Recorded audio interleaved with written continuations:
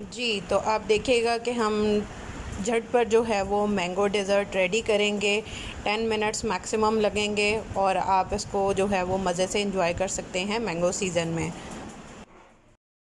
बिस्मिल्लाहिर्रहमानिर्रहीम, अस्सलाम वालेकुम। हुज़ैफ़ा's किचन में सबका वेलकम है। मैं हूँ ज़ोहरा उमर। आज मैं लेके आई हूँ आप लोगों के लिए मैंगो डेज़र्ट, जो कि 15 मिनट में रेडी हो जाएगा, झटपट रेडी होगा। मैंगो का सीज़न आ चुका है, इसको झटपट रेडी करते हैं।